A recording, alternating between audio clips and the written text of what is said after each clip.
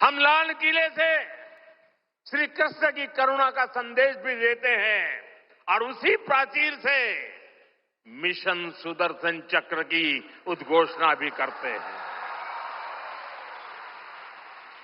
Mission Sudarshan चक्र यानी देश के प्रमुख स्थानों की, देश के औद्योगिक और सार्वजनिक क्षेत्रों की सुरक्षा की ऐसी दीवार बनाना जिसे दुश्मन भेद न पाए, और अगर दुश्मन दुस्साहस दिखाए तो फिर हमारा सुदर्शन चक्र उसे तबाह कर दे।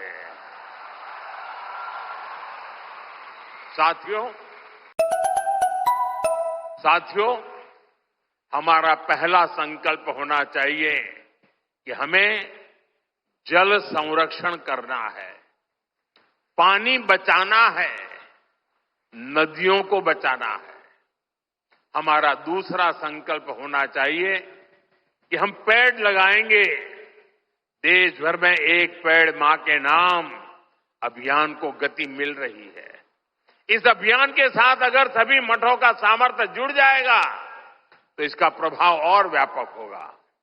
तीसरा संकल्प कि हम देश के कम से कम एक गरीब का जीवन सुधारने का प्रयास करें। मैं ज्यादा नहीं कह रहा हूं। चौथा संकल्प स्वदेशी का विचार होना चाहिए। एक जिम्मेदार नागरिक के रूप में हम सब स्वदेशी को अपनाएं। आज भारत आत्मनिर्भर भारत और स्वदेशी के मंत्र पर आगे बढ़ रहा है। हमारी अर्थव्यवस्था, हमारे उद्योग, हमारी टेक्नोलॉजी सब अपने पैरों पर मजबूती से खड़े हो रहे हैं। इसलिए हमें जोर शोर से कहना है, vocal for local, vocal for vocal, vocal.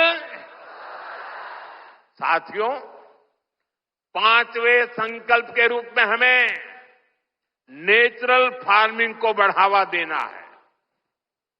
हमारा छठा संकल्प होना चाहिए कि हम हेल्थी लाइफस्टाइल को अपनाएंगे, मिलेट्स अपनाएंगे और खाने में तेल की मात्रा कम करेंगे। हमारा सातवां संकल्प ये हो कि हम योग को अपनाएं, इसे जीवन का हिस्सा बनाएं। आठवां संकल्प मैन्युस्क्रिप्ट्स, पांडुलिपियों के संरक्षण में सहयोग करें। हमारे देश का बहुत सा पुरातन ज्ञान पांडुलिपियों में छिपा हुआ है। इस ज्ञान को संरक्षित करने के लिए केंद्र सरकार ज्ञान भारतम मिशन पर काम कर रही है। आपका सहयोग इस अमूल्य धरोहर को बचाने में मदद करेगा। साथियों, आप नौवां संकल्प लें कि हम कम से कम देश के 25 ऐसे स्थानों का दर्शन करेंगे जो हमारी विरासत से जुड़े हैं। जैसे मैं आपको कुछ सुझाव देता हूं, 3-4 दिन पहले कुरुक्षेत्र में महाभारत अनुभव केंद्र की शुरुआत हुई है। मेरा आग्रह है कि आप इस केंद्र में जाकर भगवान श्री कृष्ण का जीवन दर्शन देखें।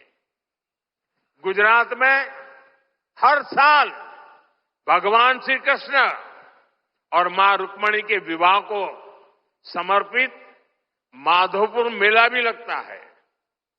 देश के कोने कोने से और खास करके नॉर्थ ईस्ट से बहुत से लोग इस मेले में खास तौर पर पहुंचते हैं। आप भी अगले साल इसमें जाने का प्रयास जरूर करिएगा।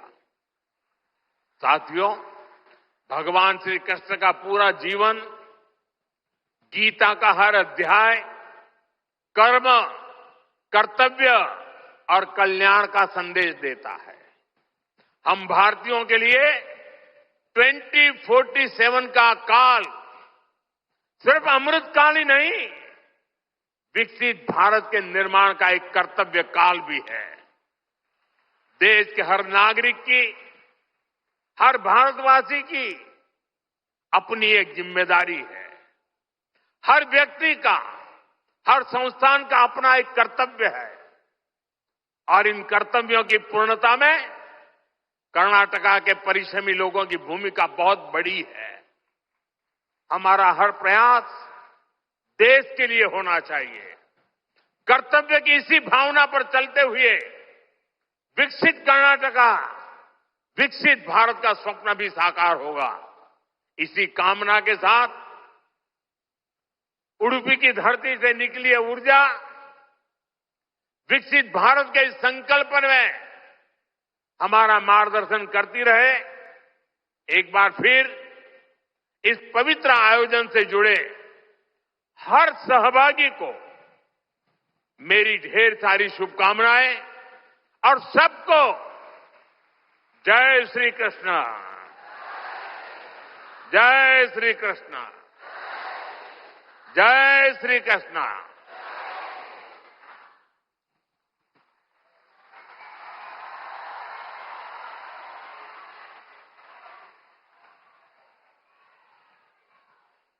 If you like this video, then like, share and subscribe to Mirror Now.